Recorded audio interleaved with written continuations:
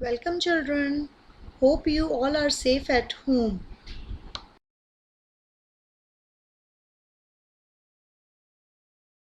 Let us start today's tutorial.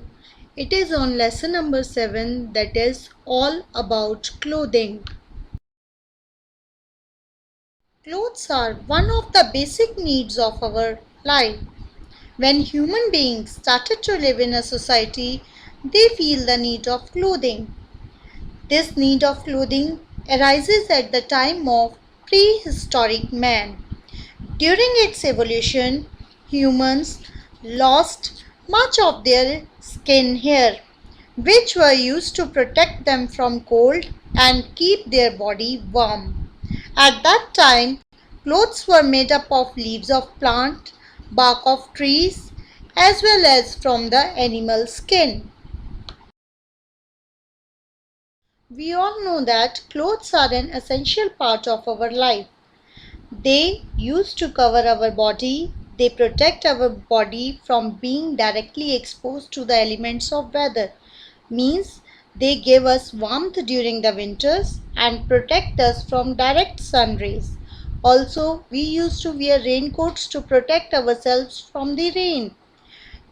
Clothes help us to protect from the insect bites. We wear uniforms to represent our school. Policemen are having different kinds of uniform. Doctor wears a different kind of uniform.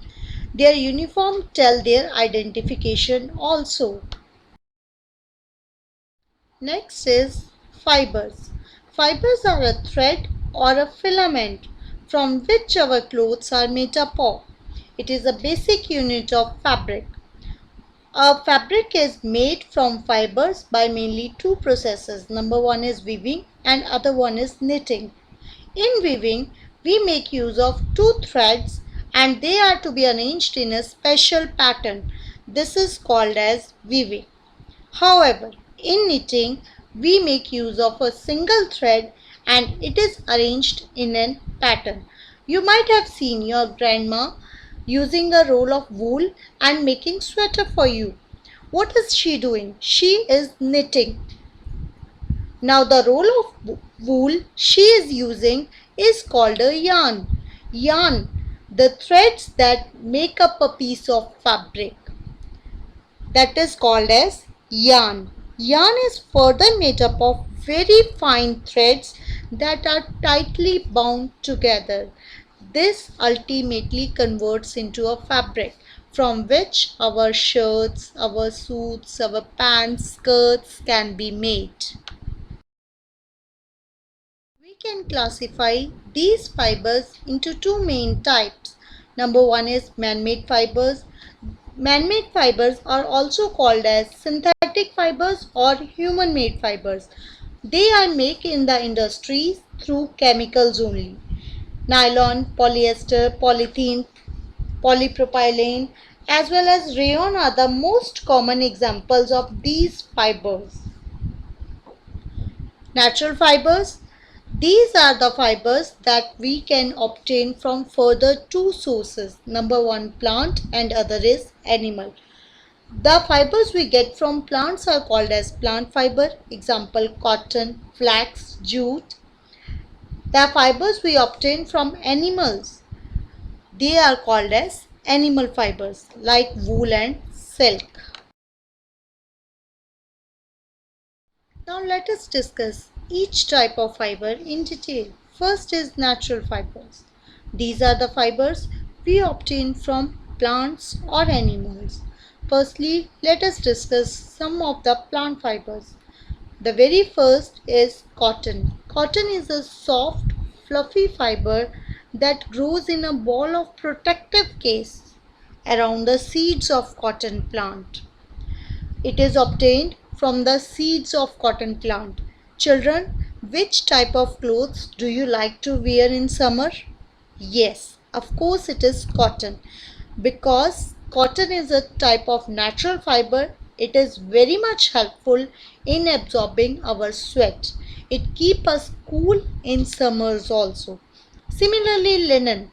It is another type of fiber which is to be used in summers. Do you know it? This fiber is very strong, absorbent, it absorbs sweat very fast and also dries very fast.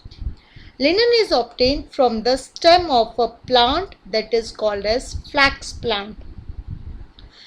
You know, ancient Egyptians wore clothes made up of linen only. Next is jute. Jute is obtained from the stem of jute plant. It is extracted from the bark of white jute plant. It is used to make your bags, to make ropes and sacks, etc. Animal fibers mainly include wool and silk. Wool, as you all know, it comes from the hair of the sheep.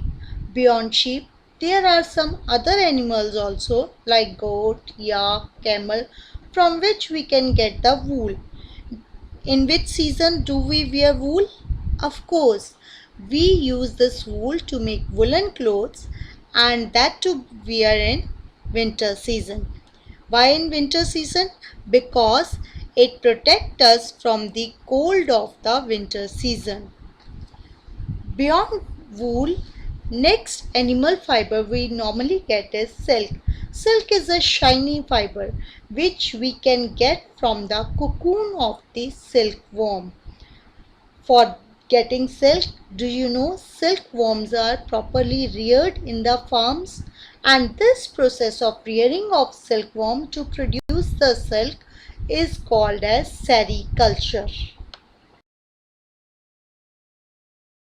Next is synthetic fibers, synthetic or man-made fibers. As we all know, these are made by the men in the factories by using different kinds of chemicals. Let us discuss few of its advantages as well as disadvantages. Firstly, let us discuss the advantages or the uses of synthetic fibers or man-made fibers. First, we should not wait for any crop to grow or rear any kind of animals to get the raw material for the fiber. Secondly, this kind of fiber maintain the creases in itself, so they need not much ironing even after the washing. Thirdly, they are much stronger, flexible and do not tear easily, so they are long lasting and durable in nature. Next, they are not easily attacked by the insects or bacteria. Their cost of production is low, so they are available at low cost than the natural fibers. They dry easily, so they can be used to make umbrellas or raincoats. Their colors do not fade easily as in case of the natural fibers. So these are different advantages by which we can prefer synthetic fibers.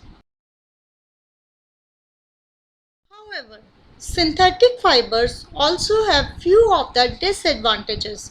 That is why they are not preferred. Firstly, they restrict the airflow and are not comfortable to wear during the hot weather as they do not let the fresh air to enter our body. Secondly, most fabrics made from the synthetic fibers catches fire easily. Therefore, it is very dangerous to wear them near a source of fire, like working in a kitchen or while burning the firecrackers. We must not wear the synthetic fibers. Since they are made up of chemicals, they may cause allergy to some people. Fourthly, although they do not require ironing, but still if you want to iron them, you should be very careful as they melt easily. They do not absorb our sweat, that is why they make us feel uncomfortable. In our next tutorial, we will discuss the factors on which the choice of our clothes depends, as well as we learn how to take care of our clothes. Thank you.